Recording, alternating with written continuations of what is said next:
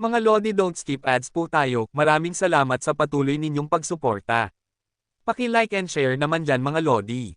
At sa mga gustong mag-donate sa ating GCash or regular na load, mag-comment lang po tayo. Para patuloy tayong makapag-upload ng mga bagong kabanata. Marami pong salamat. Subaybayan natin ang kwento ng isang kabataang nangarap para sa kanyang mga mahal sa buhay. Mula sa pinakamahina tungo sa pinakamalakas. Alamin natin ang kwento ng kanyang buhay. Kabanata 2311 hanggang Kabanata 2320. Kabanata 2311. Nang marinig ni Yehan ang mga salita ni Suzaku, bagamat kalmado ang kanyang mukha, may pagkabigla siyang nadama sa kanyang puso. Hehe, siguro masyado lang akong pala kaibigan. Ngumiti si Yehan, tumingin sa paligid, at saka iniba ang usapan. Ang lugar na tinitirhan ni Binibining Chenlyo ay napakaganda. Kung tutugtog ka ng bukan dito, tiyak na magandang lugar ito para magpakasawa at magpakalma. Pagkarinig nito, tumingin si Chenlyo kay Yehan at ngumiti. Ginoo, hindi mo alam, mas maganda pa ang tanawin dito pagsapit ng hating gabi. Kung gusto mo, maaari kang bumisita rito sa ganoong oras. Dahil dito, muling tumingin si Yehan kay Chenlyo. Nagtagpo ang kanilang mga mata, at magalang siyang ngumiti. Alam niya kung ano ang ibig ipahiwatig ng babae. Kung ganoon ang sabi ng Binibini, gusto ko talagang makita iyon mamaya. Kapag dumating ang oras, hindi ka mabibigo. Makalipas ang kaunting sandali, iniwan na ni Yehan at Shaoli ang lugar. Pero bago sila umalis, ang batang babae ay nakipagkasundo na kay Chenlyo na maglibot sila sa kabisera kinabukasan. Pagbalik sa silid, umupo si Yehan ng nakaluhod sa kama at nagsimulang magkulong sa pag-eehersisyo ng kanyang kapangyarihan. Hindi nagtagal, lumipas ang ilang oras, at nilukoban na ng kadiliman ang buong kalupaan. Maganda ang gabi ngayon, nang bituin ang kalangitan at mataas ang nakasabit na buwan.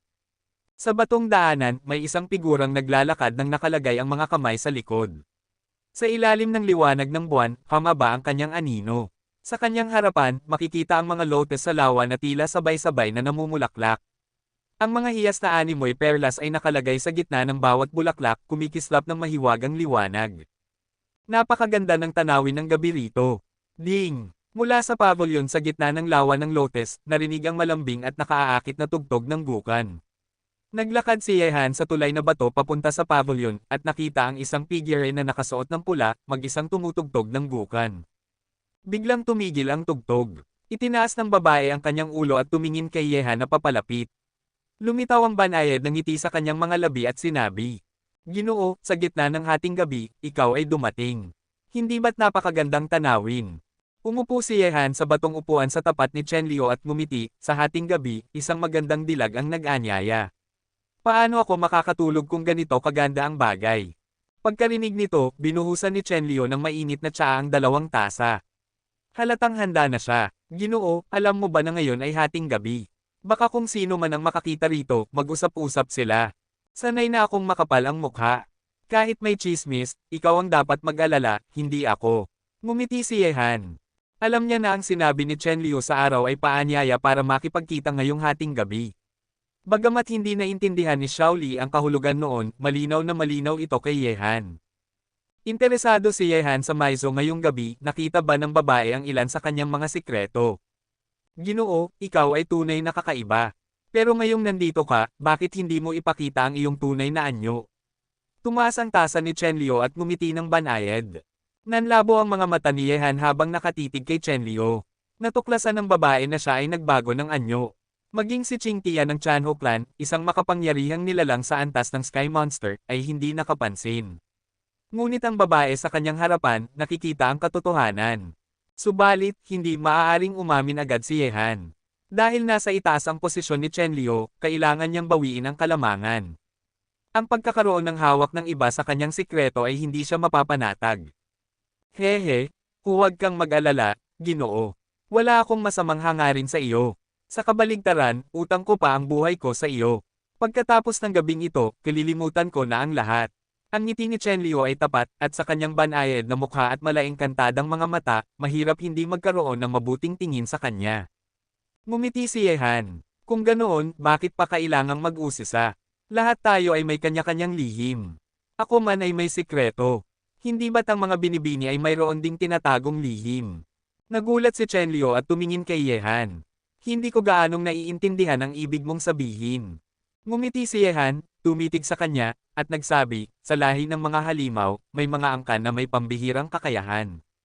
May ilan na naglaho na sa kasaysayan, at may ilan na patuloy na nabubuhay hanggang ngayon. At ang binibini ay isa sa mga angkang iyon. Sa pagkakataong iyon, nagbago ang mukha ni Chen Liu, bagamat pinilit niyang manatiling kalmado. Ako'y isang maliit na halimaw lamang sa mundong ito. Ang iyong sinasabi, Ginoo, tila sobra namang papuri. Kung ang Tian Mei clan ay tinatawag na mga maliit na halimaw, tiyak na napakabihira ng ganitong uri ng maliit na halimaw. Ngumiti si Yehan. Ngayon, tuluyang nag-iba ang ekspresyon ni Chen Liu. Kaunti lamang ang nakaalam ng kanyang pinagmulan bilang inapo ng Tian Mei clan.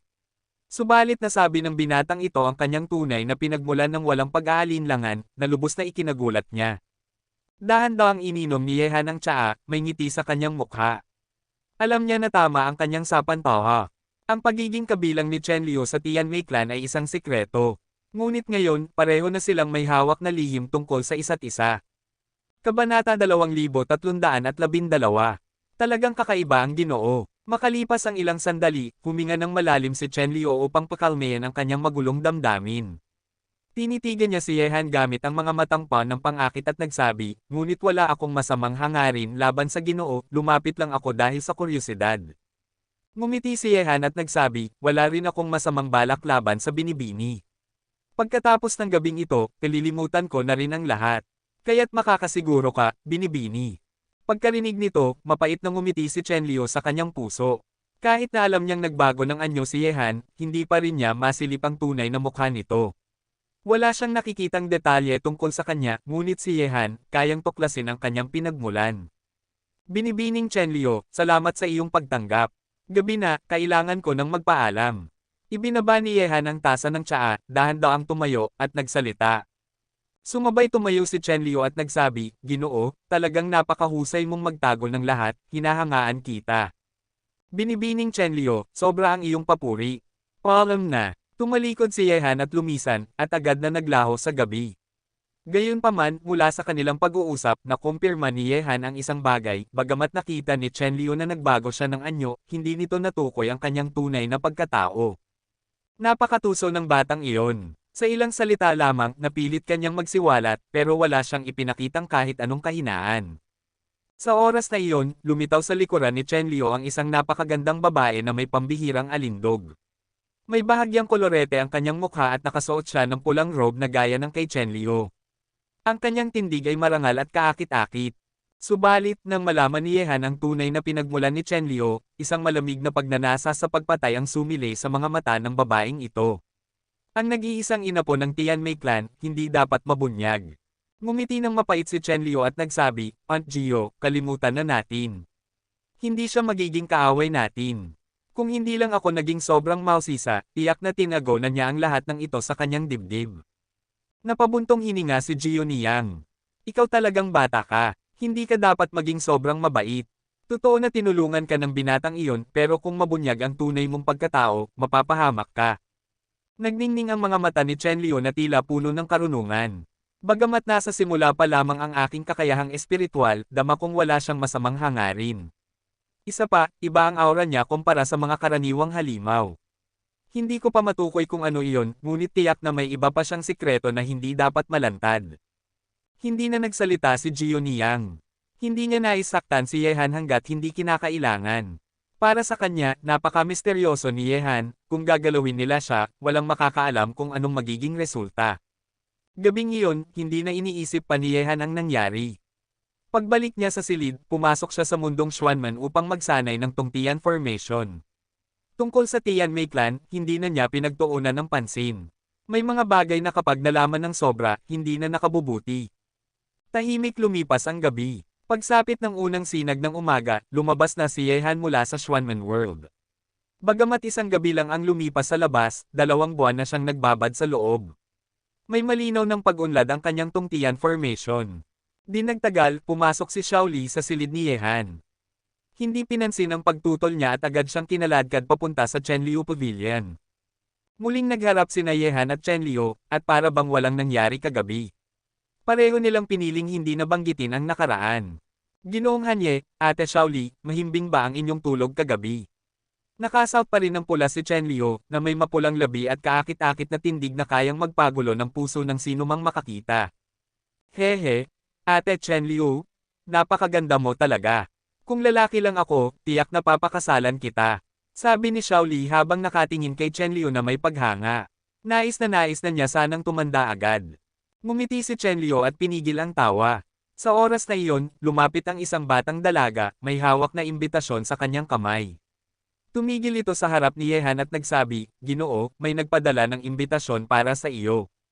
Akin. Nagulat si Yehan. Kinuha niya ang imbitasyon at binuksan ito. Nakita niya ang tatlong malalaking titik, Yu Zongdo. Nang makita iyon, kumitid ang mga mata ni Yehan. Mukhang hindi pa tapos ang gulo. Ginoong Hanye, ano iyon? Tanong ni Chen Liu, napansin niya ang pagbabago sa mga mata ni Yehan. Ipinakita ni Yehan ang imbitasyon kay Chen Liu.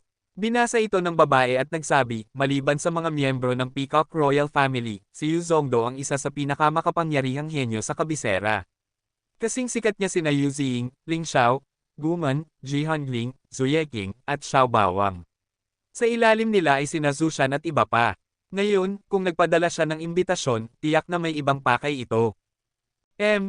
Hindi ba't mga makitid ang isip na ayaw magpatalo? Naiinis na sabi ni Shaoli. Sabi ni Chen Liu, ang lugar ng imbitasyon ay sa Peacock Island na karaniwang pinagtitipunan ng mga henyo sa kabisera. Ramdam ko na hindi lang ikaw ang inimbitahan doon, Ginoo. Ngumiti si Yehan at nagsabi, ibig sabihin ng binibini, may iba pang naroon sa Peacock Island. Kabanata 2313. Tumanggaw si Chen Liu at nagsabi, ang Peacock Island ay nasa Peacock Lake, at maraming tao ang dumarating at umaalis doon. Karaniwan, ang mga pagtitipon ng mga henyo sa kabisera ay doon ginaganap. Kaya, tiyak na hindi lang ang binata ang inanyayahan ni Yu Chongdo. Pagkarinig nito, ngumiti si Yehan at nagsabi, kung ganoon ay masaya pala roon, bakit hindi natin puntahan? Para makita ko na rin ang kagandahan ng Peacock Lake.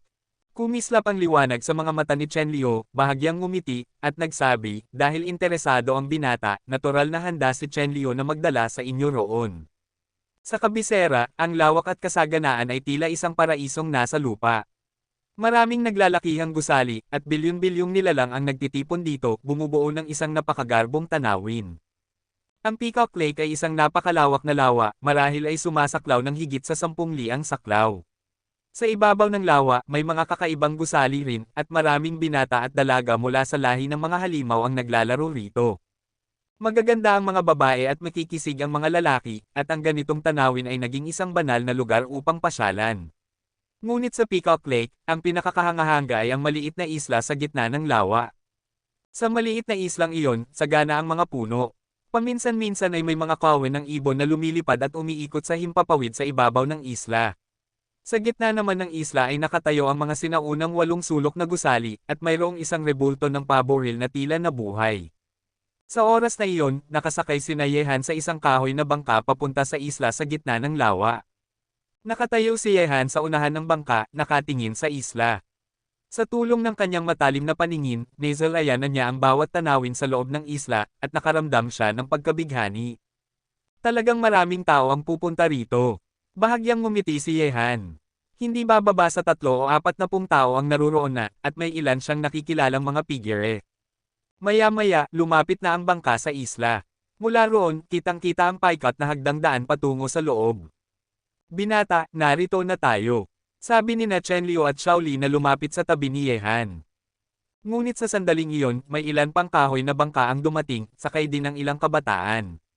Maliwanag na sila rin ay pupunta sa Peacock Island. Hehe, hindi ko akalaing si Ginang. Chen Liu ay naimbitahan din dito. Mukhang sapat ang pangangibabaw ni kapatid Zongdo, sabi ng isang kabataang lalaki na ngumiti kay Yehan at sa kanyang grupo. Isa si Ginang. Chen Liu sa mga tanyag na ganda ng kabisera. Kung alam ng iba na inanyayahan ka ni kapatid Zongdo, tiyak na maraming makikisig na kabataan ang tatanggo rito. Dagdag pa ng isa. Bahagyang ngumiti si Chen Liu at tumugon, sobra ang papuri ng mga Ginoo. Ako'y gabay lamang. Hehe, ano man ang dahilan, ang pagdalo ni Ginang. Chen Liu ay tiyak na magiging tampok ng pagtitipon. Pakiusap, mauuna na po kayo. Tumanggaw si Chen Liu, at pagkatingin niya kay Yehan, sabay-sabay silang lumapag at pumasok sa paikat na hagdan. Puro pakitang tao? Siguradong may masamang balak, bulong ni Xiaoli habang may pandidiring tingin sa dalawang binata. Woyen, sino ang lalaking iyon? Bakit nakakasama niya si Ginang? Chen Liu, tanong ng isa sa mga kabataang nakasunod sa kanila. Sumagot si Woyen, hindi ko siya kilala. Isa lang iyang Panginoon ng 4 na tribulasyon, walang saysay. Pero na, balita ko'y maraming inimbitahan si Yu Zongdo sa Peacock Island ngayon. Sigurado akong magiging masigla. Maya-maya pa, nang marating ni Nayehan ang tuktok, nasalayan nila ang isang napakalaking liwasan. Ang liwasan ay natakpan ng pulang alpombra, at may nakalagay na mga kahoy na mesa. Sa oras na iyon, maraming kabataang lalaki at babae ang nakaupo na roon, nakahalukip-kip sa harap ng mga mesa. Napakamasigla ng paligid. Dumating ang atensyon ng karamihan kina Yehan, Chen Liu, at Xiaoli, lalo na kay Yu Chongdo, ang lalaking nakaputing nakaupo sa pangunahing upuan. Uy, hindi ba't si Ginang? Chen Liu ng Wanyao Tower iyon. Hindi ko akalaing inimbitahan din siya. Mukhang napakalakas ng impluensya ni kapatid Zongdo. Pati ang palaging nagkukubling si Ginang. Chen Liu ay pumunta sa Peacock Island. Halos lahat ng mata roon ay napako kay Chen Liu. Si Nayehan at Xiaoli ay parang hindi napansin. Hehe, hindi ko akalaing makakarating ka, kapatid. At narito rin si Ginang. Chen Liu, napakalaking karangalan. Pakiusap, maupo kayo. Ngumiti si Yu Chongdo ng may sinseridad. Pagkarinig nito, nagsimula ng yuzazay ng iba si Yehan. Sino kaya ang lalaking iyon? Hindi ko siya nakikita sa kabisera dati. Kabanata 2314. Hindi ko alam, pero ang isang taong inimbitahan ni Yu Zongdo ay tiyak na hindi basta-basta.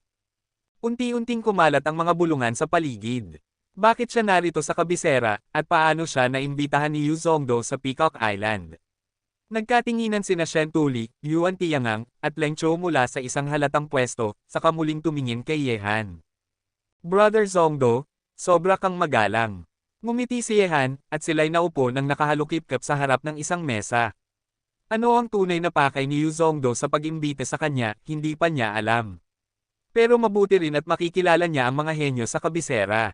Siyempre, kung may balak mang gawin na kalokohan ang kabilang panig, hindi natatakot si Yehan. Masigla ang buong liwasan, at halos lahat ng naroon ay mga tanyag na kabataan ng kabisera. Nang maupo si Yehan, unti-unting umurong ang mga matang nakatingin sa kanila. Ngunit may isang titig na nanatili kay Yehan, malamig at puno ng puot. Mula sa ibaba ni Yu Zongdo, malamig ang tingin ni Zushan. Kung hindi lang siya pinayuhan ni Yu Zongdo kanina, malamang na pinahiya na niya si Yehan. Binata, halos 1/3 ng mga makapangyarihang tao sa kabisera ang naimbitahan dito. Bagamat hindi sila kasing tanyag ni Yu Zongdo, hindi rin sila basta-basta, mahinahong sabi ni Chen Liu. Tumango si Yehan. Sa mga kabataang narito, ang pinakamahina ay nasa antas ng 6 na tribulasyon na Demon Venerable. Naroon din ang mga gaya ni na Shen Tuli, Yuan Tiangang, at Leng Chou na mga 7 na tribulasyon, at maging si Zushan, isang 8 na tribulasyon Demon Lord. Hindi nagtagal, patuloy pang dumating ang mga kabataang halimaw. Umabot na sa higit 50 ang naruroon. Sa kasagsagan ng kasiglahan, mula sa mga hagdan ng liwasan ay may dumating na figure na tila leon at tigre ang lakad. Malalaki ang kilay, malalaki ang mata, at matindi ang anyo. Lagpas 2 metro ang taas, at ang mga kalamnan sa hubad niyang braso ay tila bakal at bato. Guman, hindi ko akalaing inimbitahan din siya ni Yu Zongdo. Nang makita siya, takot ang nabasa sa mga mata ng lahat. Ang mabagsik na aura mula sa kanya ay tila nagpapabigat sa paligid, na para bang dumating ang isang mabangis at madugong halimaw. Sino ang taong iyon? Tanong ni Yehan na nakaramdam ng takot mula sa mga tao sa paligid. Sagot ni Chen Liu, binata, siya si Guman, isang henyo na kasing tanyag ni Yu Zongdo sa kabisera. Nasa tugatog na siya ng 9 na Tribulation Demon Lord. Ang katawan niya ay mula sa sinaunang halimaw na barbarong toro, ang lakas niya ay nakapangangilabot. Sinasabi na minsan niyang nakaharap ang mga henyo ng pamilyang hari ng Paboril. Bagamat hindi siya nanalo, nakaligtas naman siyang walang sugat. Sabi ni Yehan, ibig sabihin, napakalakas niya. Tama, sobrang lakas, tugon ni Chen Liu. Kung sa lakas ng katawan ng labanan, malamang mahihirapan si Yu Zongdo na talunin siya. Ha ha ha ha, Yu Zongdo, narito na ako. Ang taong binanggit mo, nandito na ba siya? Humagalpak ng tawa si Guman. Bawat yapot niya'y lumilikha ng dagindong at ang kanyang katawan ay naglalabas ng nakakatakot na amoy ng dugo't ubos buhay. Ngumiti si Yuzongdo at tumayo. Guman, bakit ka nagmamadali? Dahil nandito ka na, maghintay ka pa ng kaunti. Hehe, sana hindi ako mabaigo ng taong binabanggit mo. Kung hindi, ako ang unang magta-target sa kanya sa laban ng 10,000 lahi. Nakangisi si Guman na may dugo sa mga mata, at ang kanyang titig na lumibot sa liwasan ay nagbigay ng pangangilabot sa lahat. Halos walang naglakas loob na human heal laban sa kanya. Yuzongdo, inimbitahan mo pa ang torong iyan. Mukhang bukod sa akin, may iba pang darating dito. Bigla, mula sa paligid ng liwasan ay may dumating na tinig. Bagamat hindi pa lumilitaw ang nagsalita, ang tinig pa lamang ay yumanig na sa puso ng lahat. Sabay-sabay na napatingin ang lahat sa isang direksyon. At doon, isang figure ang lumitaw na parang tumatalon sa espasyo, 3 hakbang lamang ay nasa tabi na siya ni Guman. Nakasuot siya ng berdeng kasuotan, ordinaryo ang mukha, ngunit ang kanyang kilay ay tila matatalas na espada, at ang pulang matang mapanukso ay sapat para mahulog ang sinumang tumitig dito. Sa sandaling iyon, kahit katabi pa niya ang dambuhalang si Guman, hindi man lang siya nahijitan sa aura. Ling Xiao. Dumating din siya. Ibig bang sabihin, inimbitahan ni Yuzongdo ang lahat ng pinakamalalakas. Nagulat ang lahat, maging si Guman at si Ling Xiao ay kapwa kilala bilang mga halimaw sa lakas. Iyan si Ling Xiao, kasing tanyag ni Yuzongdo, at katapat ng barbarong sinaunang Guman, paliwanag ni Chen Liu kay Yehan. Kabanata 2315. Nang marinig ito, tumango si Yehan. Ramdam niya agad ang lakas ng kalaban base pa lang sa aura nito. Hoy, Ling Xiao, hindi ka ba natatakot na dudurugin kita sa labanan ng 10,000 lahi? Ngumisi si Guman, at ang mabagsik na tingin niya ay tila sumasalamin sa tunay na nasa puso niya. Walang pakialam na tugon ni Ling Xiao, barbaro, mas mabuti pa na huwag mo akong makaharap sa labanan ng 10,000 lahi. Ang talam ng aking espada ay hindi ganoon kadaling harangin. Nang makita iyon, natawa si Yu Chong at sinabi, kayong dalawa, bakit kayo nag-iinit agad? May isa pang kaibigan na hindi pa dumarating. Bakit hindi muna tayo umupo at maghintay? Isa pa, matalim ang tingin ni Ling Xiao. Sa mga natitira, nagdeklara na si Yu Ziying ng pag-iisa matapos bumalik sa kabisera. Si Suyeking ay hindi pa bumabalik, at ang maliit na siga ay hindi kailanman dumedalo sa mga pagtitipon. Kaya, si Ji Hanling na lamang ang kulang. Hehe, si Ling Xiao ay si Ling Xiao pa rin, mas maingat pa ang pag-iisip kaysa sa aming mga babae. Sa oras na iyon, biglang may pulang demonyong enerhiya na sumiklab mula sa entrada ng plaza. Dumaluyong ito na parang ipu-ipo at lumitaw sa tabi ni Ling Xiao at Guman. Ang pulang enerhiya ay naganyong ilusyon, at mula rito ay lumitaw ang isang babae na ang buong katawan ay nababalutan ng mapulang liwanag. Ang babae ay may kaakit-akit na mukha at perpektong hubog ng katawan. Ang aura niya ay tulad ng naglalagablab na apoy, nakamamatay na tukso na may halong nakakatakot na babala na huwag siyang lapitan. Tama nga, si Ji Hanling. Nanginginig ang puso ng lahat. Ngayon, bukod sa hari ng mga peacock, 4 sa pinakamakapangyarihang batang Panginoon sa kabisera ang nagtipon na rito. Panginoon, ano ang tingin ninyo sa kanila? Tanong ni Chen Liu habang nakatingin kay Yehan. Hindi masama, natatawang sagot ni Yehan. Hehe, narito na ang lahat ng dapat dumalo. Kayong tatlo, maupo na kayo. Sa sandaling iyon, ngumiti si Yuzongdo at umupo sa pangunahing upuan. Hehe, Yu Chongdo, bakit mo ba kami inimbitahan dito? Kung balak mo lang kaming libangin, huwag mo kaming sisihin kung sirain namin ang lugar na ito, nakangiting sabi ni Ji Hanling, ngunit sa kanyang mga mata ay may nakatagong malamig na kislap. Sa kabisera, bagamat tila magkaibigan sila sa ibabaw, sa ilalim nito'y sila'y mga karibal na patagang naglalaban. Hoy, wala akong pakialam sa iba, gusto ko lang makita ang sinasabi mong Panginoon na siyang pumutol sa bato ng Wanyao. Ngumisi si Guman at tumingin kay Yu Chongdo. Nakangisi si Zushan ngunit malamig ang anyo ng mukha. Simula nang dumating si Yehan, hindi na nawala ang galit niya. Ngunit si Yehan ay nanatiling kalmado, nakaupo pa ring nakatiklop ang mga binti. Kung gusto ng mga ito ng laro, mas malaki ang igaganti niya. Kahit pabalak niyang magpakababa sa kabisera, hindi ibig sabihin noon na pwedeng tapakan siya ng kahit sino. Nang makita ni Zushan na walang reaksyon si Yehan, mas lalong dumilim ang mukha niya. Tumayo siya at nagsabing may pang-uuyam, kung may isang duwag na ayaw lumaban, mas mabuting lumayas na siya sa kabisera ngayon din. Sa narinig, namula sa galit ang mukha ni Xiaoli. Ibinagsak niya ang kanyang maliit na palad sa mesa at sigaw niya, "Buwisit! Akala mo ba pagmamayari ng pamilya niyo ang kabisera? Bakit mo kami pinalalayas? Kung may tapang ka, ikaw ang lumaban, huwag kang kagat ng kagat na parang aso." Lahat ng mga mata ay biglang napatingin kay Shaoli, at halos lahat ay nagulat. Bihira ang manggahas na insultuhan si Zushan sa harap ng lahat. Ang tapang ng babaeng ito. Diretsa ang ininsulto si Zushan. Siya ba ang nakaputol sa bato ng 10,000 demonyo? Imposible. Kahit pa batang Panginoon siya na nasa ikalawang tribulation ng Demon Venerable, hindi ako maniniwalang siya ang gumawa noon. Kung ganoon, tanging ang estrangherong katabi ni Miss Chen Liu ang natitira. Hindi pa siya kilala sa kabisera at siya pa mismo ang espesyal na inimbita ni Yu Chongdo. Baka siya nga, sa Peacock Island, sila lang dalawa ang mga dayo. Biglang napatingin ang marami kay Yehan na nananatiling kalmado. Kumislap ang kanilang mga mata sa pagtataka. Dumilim lalo ang mukha ni Zushan at bumulwak mula sa kanya ang matinding pagnanais na pumatay. Walang hiya, naghahanap ka ng kamatayan. Sa tingin ko, ikaw ang naghahanap ng kamatayan. Dahan-dahang ibinaba ni Yehan ang hawak na kopa ng alak at tumayo. Tinitigan niya si Zushan, at pati na rin si Yu Zongdo, saka nagsabi, "Sabi ko na, kung rerespetuhin ako ng tao ng isang hakbang, rerespetuhin ko sila ng isang hakbang. Pero tila may isang taong gusto akong pilitin na ipakita ang kamao ko."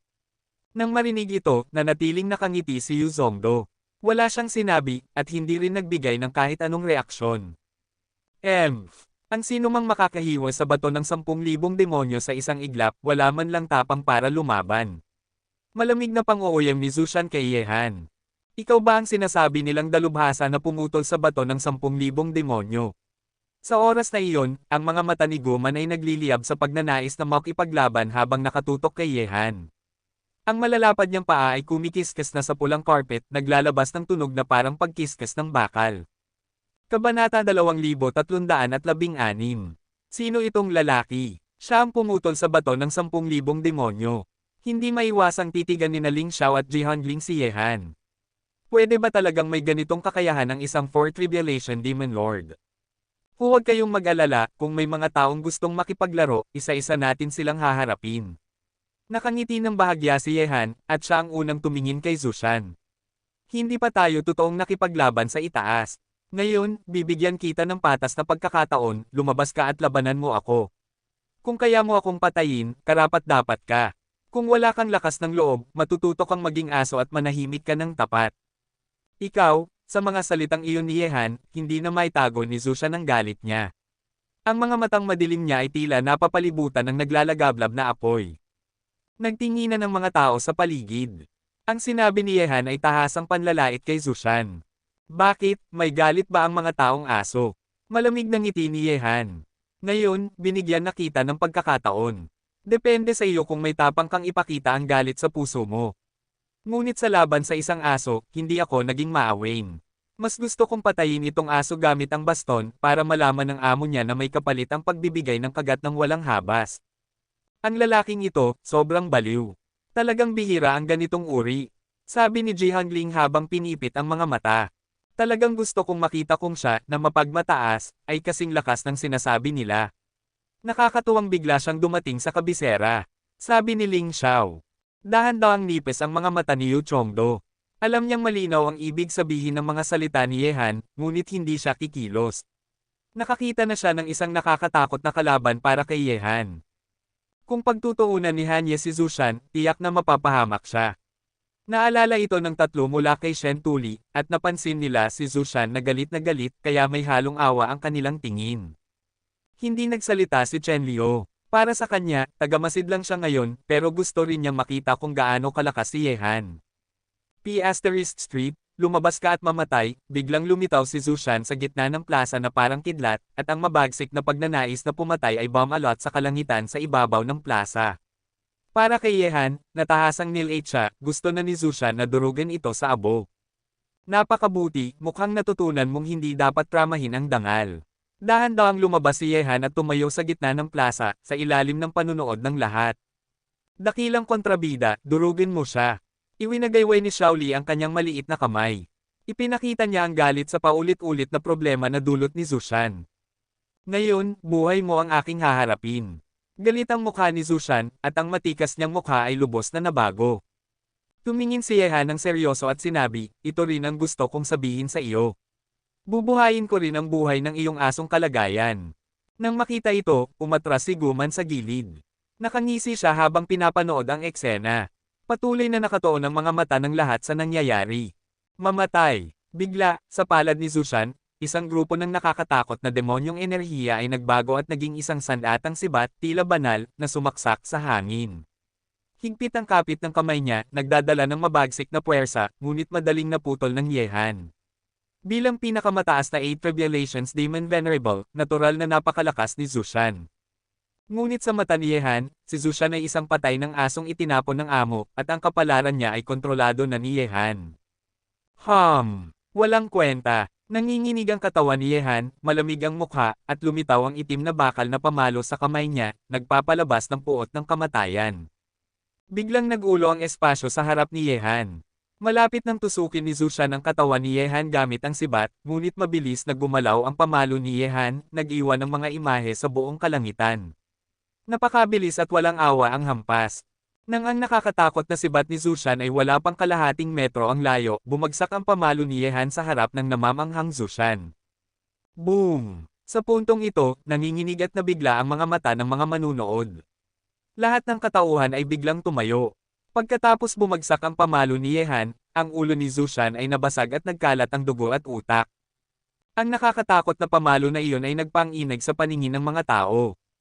Isa-isa, tumayo ang mga manunood, tumingin kay Zushan na nabasag ang ulo at bumagsak ang katawan, at pumailan lang ang huni ng pagkagulat mula sa bawat sulok ng plaza. Parang walang kahirap-hirap kahit na tila isang simpleng galaw lang ang pamalo ni Yehan, madaling nawasak nito ang pinakamataas na 8 Revelations Demon Lord na si Zushan. Tandaan, si Yehan ay nasa 4 Revelations Demon Lord pa lamang, at may 4 na antas na agwat sa pagitan niya at ni Zushan.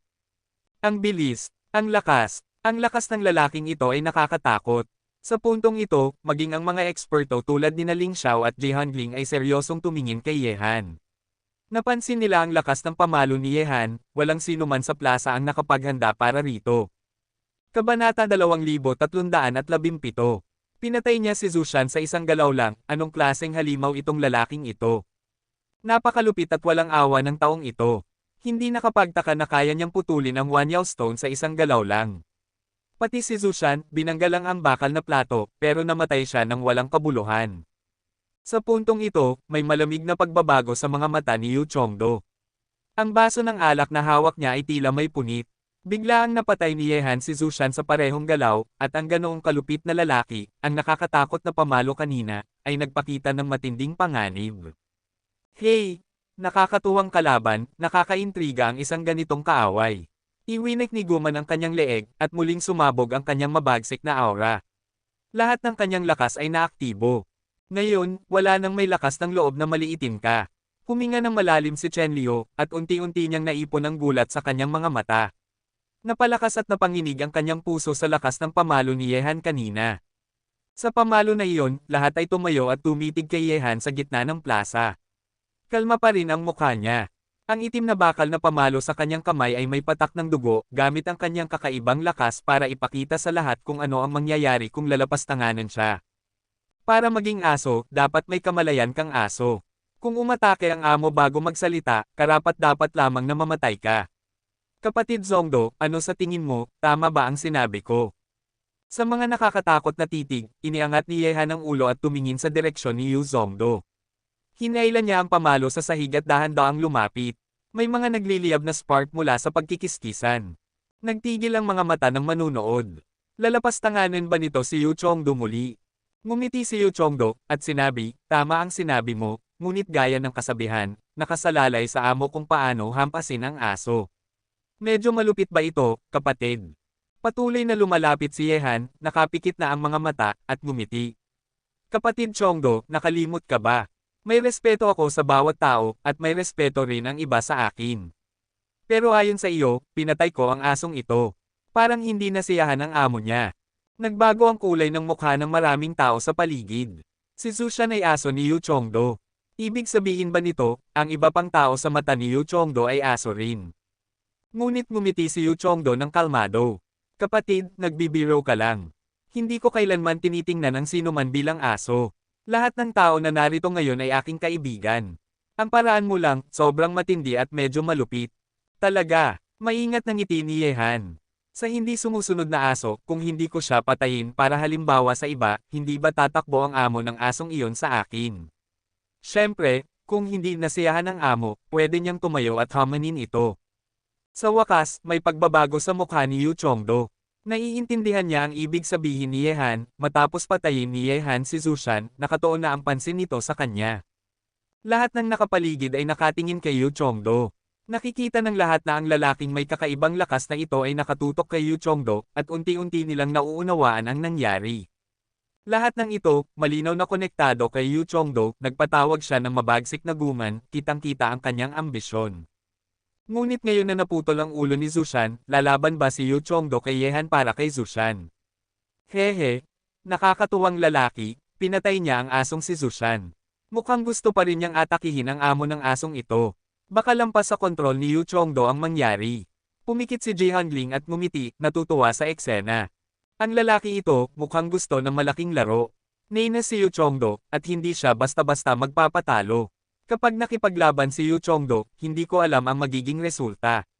Pero sa maingat na personalidad ni Yu Chongdo, hindi siya basta-basta magsasapalaran bago magsimula ang labanan ng 10,000 pamilya, sabi ni Ling Xiao. Unti-unti, lahat ng manunood ay nakatingin kay Yu Chongdo. Ano ang gagawin ng nangungunang henyo ng kabisera sa harap ng lalaking humamon sa kanya? Sa ilalim ng mga mata ng manunood, ngumiti si Yu Chongdo. Kapatid, sobra kang nag-aalala. Bakit pa makikipaglaban ang buhay sa patay, hindi ba? Huminto si Yehan, at lumakas ang kanyang ngiti. Tama ang pananaw ni kapatid Zongdo. Ang asong kasama mo sa maraming taon, nawala na, pero may ugali akong hindi maganda. Pinatay ko ang asong ito at pinatuyo ang galit, gusto ko ring malaman ang tungkol sa amo ng asong ito. Hindi dahil galit ako, kaya gusto kong pilitin ang amo ng asong ito na lumabas at tapusin ang damo para sa mga susunod na problema. Tumindi ang titig ni Yu Chongdo. Nilalagay ni Yehan siya sa posisyon na pilitin siyang lumaban. Ang lakas ng lalaki. Nagliliyab ang mga mata ng lahat. Habang patuloy na lumalapit si Yehan, ganap niyang binaliwala si Yu Chongdo. Ano ang magiging desisyon ng pinakamakapangyarihang Yu Chongdo? Ngayon, tumayo na si Yehan sa harap ni Yu Chongdo. Ang pamalo na may patak ng dugo ay tila handang bumagsak anumang sandali para sa isang kritikal na hampas. Ngunit sa harap ng titig ni Yehan, kalmado pa rin si Yu Chongdo. Kapatid, huwag kang mag-alala, patay na ang asong iyon. Paano mo haharapin ang matinding kaaway dahil lang sa kanya? Bilang host ngayon, ito ay paumanhin ko sa kapatid. Uminom si Yu Chongdo ng baso ng alak sa isang higop at nanatiling kalmado. Ngunit kontrolado na niya ang galit ng libu-libong tao.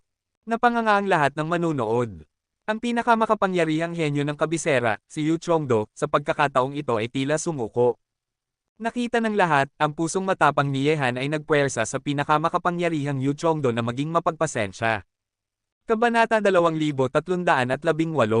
Ang eksenang ito ay direktang tumama sa puso ng lahat. Sa kabisera, maliban sa mga miyembro ng Peacock Royal Family, wala nang sinumang makapagpapanatag ng bibig ni Yu Chongdo. Ngayon, ang batang ito na may kakaibang lakas sa pakikipaglaban ay nagawa ang bagay na hindi magawa ng maraming henyo sa kabisera. Sa puntong ito, bagamat kalmado sa panlabas si Yu Chongdo, ang kanyang puso ay puno na ng nakakatakot na galit. Ngunit ang kanyang pagtitiis ay hindi mapapantayan ng karaniwang tao, kahit na mawalay siya sa mukha ngayong araw, kailangang piliting lunukan ang galit na ito. Alam ni Yu Chongdo na kahit nahulaan niyang malakas si Yehan, mali pa rin ang kanyang paghuhusga. Malapit na ang labanan ng 10,000 pamilya, at hindi siya pwedeng sumugal. Kung makikipagharap siya kay Yehan, isang batang may kakaibang lakas, at kung may aksidente, tiyak na maaapektuhan nito ang kanyang performance sa labanan. Ang layunin ni Yu Chongdo ay maging isa sa 10 pinakamalakas sa gubat, kaya kailangan niyang tiisin ito. Siyempre, sa pakikipaglaban kay Yehan, wala rin siyang katiyakan ng panalo sa puso. Mas mahalaga, kahit na hindi siya kumilos, na imbitahan niya ang isang mandirigmang baliw sa labanan ngayon. Mas mainam pa na siya mismo ang kumilos. Ngayon, kumikislap ang malamig na ilaw sa nakikitkit na mata ni Yehan. Talagang mahirap pakitunguhan si Yu Chongdo. Kahit na pinilit niya ng paulit-ulit, walang galit ang kalaban, lalo na ang ideya ng pakikipaglaban. Ngayon na nasupil na ni Yu Chongdo, wala nang paraan si Yehan para pilitin siya. Ngunit ang ganitong lalim ng kalaban sa lungsod ay nakakatakot. Ang asong pwedeng kumagat pero hindi tumatahol, kapag nabaliw ito, tiyak na kakilay-kilabot. Napapahamak ang sarili ni Yu Chongdo ngayon. Baka hindi niya inaasahan na ganito kalupit ang maliit na Four Tribulations Demon Lord. Maingat na sabi ni Ling Xiao. Talaga, isang di inaasahang tao siya, pero ang toro pa rin ay hindi sumusuko. Napatingin si Ji Hanling kay Guman at nakita niyang tumitindi ang kanyang nakakatakot na fighting spirit. Nakakatakot na talaga. Akala ko kaya niya, pero pala takot na hindi man lang lumaban. Bastos na sabi ni Xiao Li. Kahit hindi malakas ang boses, narinig ng lahat ng manunood. Napangiti ang mga labi ng iba. Tumingin sila kay Yu Chongdo at kalmado lang ang mukha niya. Hindi apektado ang mocking words ni Xiao Li. Tumitig si Chen Liu sa likod ni Yehan.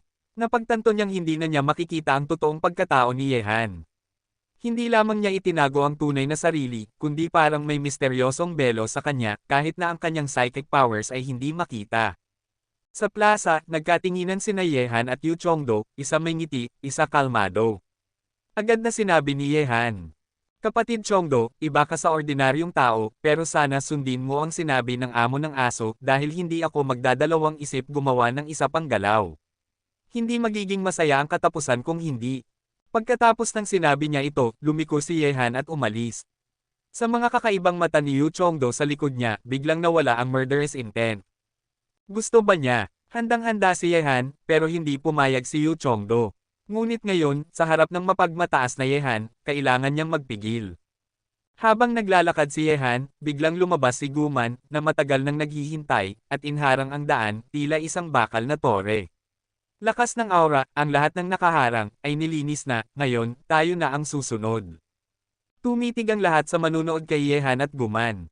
Kitang-kita ang abnormal na lakas ni Yehan.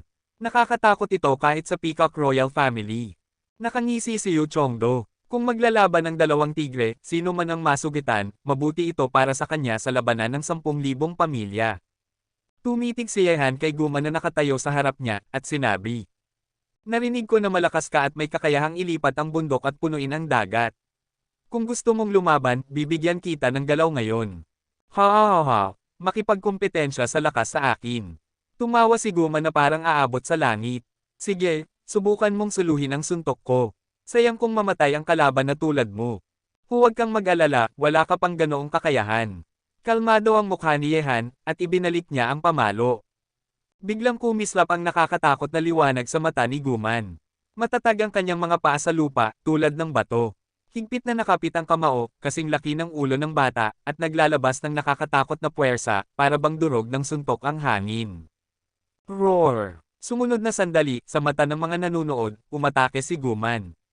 Ang kamaong iyon, tila sinaunang mabagsik na hayop, ay winasak ang espasyo sa harap ni Yehan, tila nabasag ang salamin. Sumunod ang mga malalakas na hangin mula sa suntok. Mabagal man ang bilis ng suntok, nangingibabaw ang puwersa nito at nagulat ang manunood. Ngunit sa harap ng nakakatakot at mabagsik na suntok ni Guman, hindi nagbago ang ekspresyon ni Yehan. Sa kabila ng lahat, nakita niyang sumulpat ang manipis na kamao ni Yehan, at tumama sa hindi pantay na kamao ni Guman. Magkasama. Crack, bang. Sa isang iglap, nabasag ang red carpet sa plaza at lumipad sa lahat ng direksyon. Kumalat ang mga bitek sa paligid. Nagulat ang mga nanunood. Ang suntok ng dalawang tao ay tila dalawang bundok na nagbanggaan. Lahat ay napatigil sa gulat. Ang manipis na kamao ni Yehan ay tumama sa kamao ni Guman, at wala sa kanila ang gumalaw. Kabanata 2319. Napigilan ang suntok ni Guman. Ang taong ito ay kakilakilabot sa lakas. Nagulat at natigilan ang lahat ng nanunood. Harap si Guman, isang halimaw na kilala sa lakas, at kahit ganoon, ganap pa ring napigilan ni Yehan. Magaling itong tao, kung makaharap mo siya, tiyak mapapahamak ka. Mata matindi ang tingin ni Ling Xiao at Ji Hangling. Alam nila kung gaano kakilakilabot ang matandang mandirigma. Ngayon, oras mo na bigyan ako ng suntok.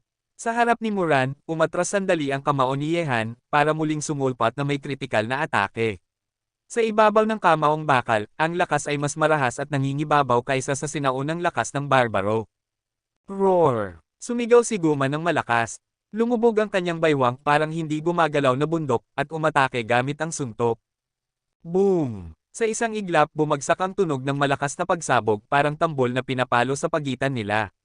Nagulat ang lahat sa nanunood nang makita na unti-unting umatras si Guman.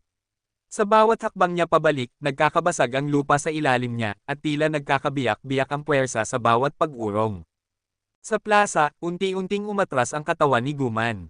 Namula ang kanyang mukha, at sa bawat hakbang, nabasag ang lupa sa ilalim niya. Pagkatapos ng 10 hakbang, tuluyan ng huminto ang katawan ni Guman. Ngunit sa sandaling ito, ang paligid ng plaza ay tila nakaranas ng nakakatakot at nakasisirang puwersa. Kumalat ang malalaking bitek, at ang mga nabasag na bato ay gumalaw at nanginginig dahil sa nakakatakot na puwersa ng pag-urong ng matandang mandirigma. Nakagulat ang eksenang ito sa lahat ng nanunood. Ang kakayahan ni Yehan na pigilan ang halimaw na kilala sa lakas sa pamamagitan ng isang suntok ay nakamamanghana. Ngunit pagkatapos ng kontra-atake ni Yehan, mas nakakatakot pa ang lakas ng kanyang suntok kaysa kay Guman, at ganap niyang nasupil si Guman. Ang lakas ng taong ito ay mas nakakatakot pa kaysa sa halimaw na si Guman. Paano siya magkakaroon ng ganitong lakas kung isa pa lamang siyang Four Tribulations Demon Lord? Sa plaza, labis na natigilan ang lahat. Tumitig sina Ling Xiao at Ji Hangling ng mahigpit. Isang tao na mas malakas pa kay Guman, kung makaharap siya sa labanan ng 10,000 pamilya, tiyak na magiging mahirap ang laban. Si Yu Chongdo ay labis ding nagulat sa puso. Akala niya ay kaya o mapatay ni Guman si Yehan, ngunit wala nang nangyari, at wala ring mutual damage dahil hindi niya napigilan si Yehan. Sa lakas pa lang, at ito ay isang sinaunang barbaro, ang taong ito ay tunay na halimaw sa mga halimaw. Sa paligsahan ng lakas, kumpleto na niyang napanalunan ang kalamangan. Namangha si Chen Liu. Nang dumating siya dito, si Yehan ay tila may lihim na kakayahan. Nagulat siya ng sunod-sunod. Haha, tuwang-tuwa ako, matagal na rin mula nung huling nakaharap akong ganitong malakas na kalaban. Namula ang mukha ni Guman, pero hindi naapektuhan ang kanyang fighting spirit. Hindi niya mapigil ang tapikin ng dibdib at sumigaw sa langit, isang kasiyahan at excitement na dulot ng pakikipaglaban sa malakas na kalaban. Hindi masama ang lakas mo, pero sana sunod, ibuhos mo ang lahat ng lakas mo. Kalmado si Yehan sa harap ni Guman. Bukod sa pagiging mandirigma, may mabuting ugali ang lalaki, kaya hindi pinatay ni Yehan. Napatigil si Guman sa pagngangal at tumitig kay Yehan na may takot sa mata. Sabi niya, ipakilala mo ang pangalan mo, sa labanan ng 10,000 pamilya, ako, si Guman, ay makikipaglaban sa iyo ng maayos. Kung gayon, tandaan mo, ang pangalan ko ay Yehan, at hihintayin kitang hamanin muli sa labanan ng 10,000 pamilya. Pagkatapos nitong sabihin, lumingon si Yehan kay Yu Chongdo at sinabi, salamat sa iyong pagdalo, magkikita tayo sa labanan ng 10,000 pamilya. Matapos magsalita, kumaway si Yehan kay Chen Liu at Xiao Li, at sa ilalim ng mga nakatingin, sabay silang umalis ng Peacock Island. Yehan, isang kakila-kilabot na mandirigma ang dumating sa kabisera. Kapag nakita namin siya sa labanan ng 10,000 pamilya, magiging malaking problema ito. Nagkatinginan sina Ji Hangling at Ling Xiao, at may bahagyang takot sa kanilang mga mata. Si Yu Chongdo, kumakapit ng mahigpit sa kamao, nakasimangot, alam niyang hindi siya pwedeng hayaang mapahiya. Ngayong humalaklak si Yehan sa harap ng maraming henyo sa kabisera, alam ni Yu Chongdo na muling makakaharap nila ang isa't isa sa labanan ng 10,000 pamilya. Ayaw ni Yu Chongdo na palayain si Yehan. Sa katunayan, ayaw ding palayain ni Yehan ang panganib na dala ni Yu Chongdo. Parehong may intensyon na alisin ang isa't isa. Sa Peacock Lake, dumadaan ang bangkang kahoy sa nag-aalan na tubig. Nakaupo si Xiao Li sa likod, ang maliliit na paa ay nakalubog sa tubig, naglalaro. Nakalimutan na niya ang nangyari sa Peacock Island. Panginoon, matyaga si Yu Chongdo, hindi siya basta susuko. Lumapit si Chen Liu kay Yehan, nakatayo sa tabi niya, pinapansin ang hangin. Ngumiti si Yehan at sabi, isang napakalakas na lobo, pero hindi siya basta susuko hanggat hindi siya sigurado. Siyempre, kapag ginawa niya iyon sa susunod, mas masahol pa kaysa ngayon.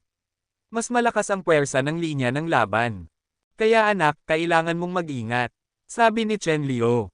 Nagsisimula na ang labanan ng 10,000 pamilya, at lahat ng kalahok ay papasok sa Yaoyu Secret Realm, kung saan walang batas. Siyempre, sisimulan ko rin dito sa Yaoyu Secret Realm. Kabanata 2320. Tumanggaw si Yehan at sinabi, ayos lang, kahit na kontrolado ni Yu Chongdo ang lungsod, hindi pa niya nasusubukan ang aking lakas. Sa katunayan, inaasahan ko na gagawin niya iyon muli. Hindi ko kailangang pigilan ang taong ito. Nang marinig ang sinabi ni Yehan, kumislap ang liwanag sa mga mata ni Chenlio, at hindi na siya nagsalita pa, tahimik na nakatayo sa tabi ni Yehan. Miss Chenlio, iyon ba ang sagradong lugar ng Peacock Royal Family? Tiningnan ni Yehan ang malayong langit kung saan sa kabila ng kalawakan ng kabisera, may nakasuspinding bundok na hugis baliktad na tatsulok sa kawalan. Ang gusali sa ibabaw nito ay nakataas patungo sa langit, napapalibutan ng ulap at hamog at may hagdang nag-uugnay mula sa lupa patungo sa bundok. Ang kabuuang tanawin ay kahanga-hanga at napakaganda. Tiningnan ito ni Chenlio at sinabi, Panginoon, iyon ang sentro ng kabisera, at sagradong bundok din ng Peacock Royal Family. Sa loob ng milyong milya mula rito, wala nang sinumang dayuhan ang pinapayagang pumasok, maliban kung personal silang iniimbitahan ng Peacock Royal Family. Sagradong bundok ng Peacock Royal Family, sabi ni Yehan habang nakangiti ng bahagya, iniisip kong naruroon ang Seven Sons sa bundok na iyon. Sa kasalukuyan, sa sagradong bundok na tinitingnan ni Yehan, maraming matatayog na gusali ang nababalot ng ulap at hamog para itong isang banal na lupain ng mga immortal, may halong kagalang-galang at kadakilaan. Bagamat mula sa malayo ay hindi ganoon kalaki ang bundok, sa mas malapitan, ang diameter nito ay halos 100 milya, at mahigpit itong binabantayan ng Legion ng Peacock Royal Family. Sa isang tahimik na martial arts arena sa bundok na iyon, may isang kaakit-akit, gwapo at marangal na binata na nakaupo nang nakalapat ang mga paa, nag-eehersisyo ng isang uri ng breathing method. Sa ulap sa itaas ng arena, isang maganda at maringal na peacock, parang hari ng lahat ng ibon, ay lumipad pababa mula sa ulap, napakaganda ng tanawin. Sa huli, naganyong babae ang peacock, may pambihirang ganda ng mukha. Nakasuot siya ng puting marangyang damit at may phoenix crown, parang reyna ng mundo, marangal at kamangha-mangha. Mas maganda pa ang kanyang mukha kaysa kay Chenlio. Naramdaman ito ng binata, at dahan-daang binuksan ang mga mata, may ngiti sa labi. Bakit naisip ng third sister na dalawin ako ngayon kung may oras ka?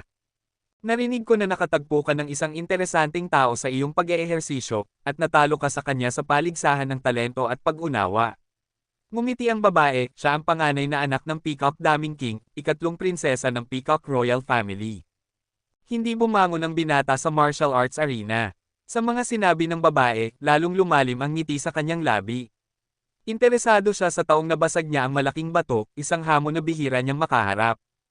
Totoo, nakatagpo ako ng isang interesanting tao. Bakit, interesado rin ba ang third sister sa kanya? Pumailan lang sa mukha ni Seventh Son ang kasabikan. Sa loob ng ilang araw, magsisimula na ang labanan ng 10,000 pamilya. Tunay nga, interesado ako. Lumapit ang babae sa binata, at tumayo sa tabi niya. Ang mga mata niya sa ilalim ng phoenix crown ay kumikislap, may halong kadakilaan at hindi natatabong domineering look. Sa buong sagradong bundok, ikaw ang may pinakamataas na talento at pag-unawa. Sa aspetong iyon, ikaw ang pinakamagaling sa Peacock Royal Family. Ngunit nais kong makita kung kaya mong makipagsabayan sa larangang ipinagmamalaki mo. Nais kong makilala ang taong ito. Ngumiti ng bahagya si Seventh Son at sinabi, magsisimula na ang labanan ng 10,000 pamilya. Kung talagang interesado siya sa taya, siguro nandito na siya sa kabisera. Kapag dumating ang panahon, makikita mo siya sa paligsahan. Taya, ang mga mata ng babae ay domineering. May ibang kasunduan ba kayo ni siya? Sasabihin ko sa third sister kapag panahon na. Bakit kailangang magtanong ngayon? Pero bakit biglang interesado ang third sister sa isang dayuhan? Sa talento at pag-unawa, ikaw ang number 1 sa Peacock Royal Family. Isang tao na higit sa iyong talento at pag-unawa ang lumitaw sa wildland, syempre kailangan ko siyang makita at alamin kung gaano kagaling siya. Hehe, mataas ang tingin ng third sister. Hindi basta-basta pumapasok sa mata mo ang mga ordinaryong henyo. Ngayon na lumitaw ang isa, hindi ba ibig sabihin gusto niyang hanapin ang sarili niyang asawa? Parang nabasa niya ang isip ng babae. Bakit? Ang taong makakakumpara sa iyo ay hindi pwedeng magiging asawa ng Peacock Royal Family. Mataas ang tingin ng babae kay Seventh Son. Ang iniidolo ng mga henyo sa tribo, kahit isang lalaki gaya ng unang emperador ay may espesyal na treto, at ang magiging asawa ko, Auzeshuan, hindi pwede mas mababa kaysa sa Dead Phoenix. Ah, ganoon ba? Naging banayad ang ngiti ni Seventh Son. Sa Central God Realm, may pagtitipon ng mga henyo sa buong mundo. Napakaganda, hindi maiisip. Kung talagang gusto ng third sister makipagsabayan sa mga babae ng Phoenix Royal Family, bakit hindi pumunta sa Central God Realm sandali? Tiyak pupunta ako, pero dinala ko ang magiging bayaw para makita ng Dead Phoenix. Mas maganda kaysa sa lalaki na nakita niya. Magandang desisyon. Magsisimula na ang labanan ng 10,000 pamilya. Maraming tao sa parehong entablado. Makakagawa ng tamang pagpili ang third sister.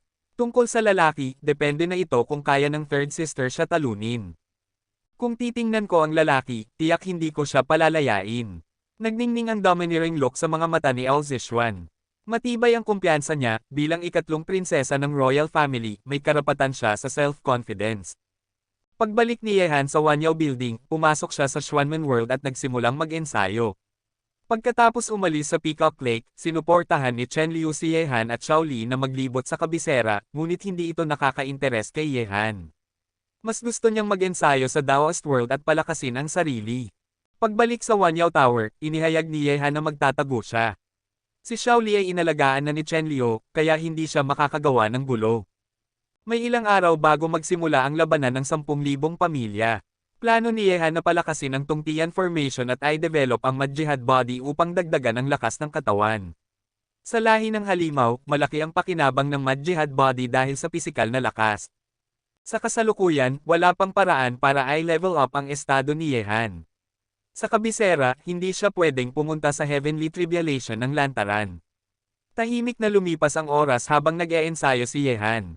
Wala siyang iniintindi sa labas, basta't makakasali siya sa labanan ng 10,000 pamilya.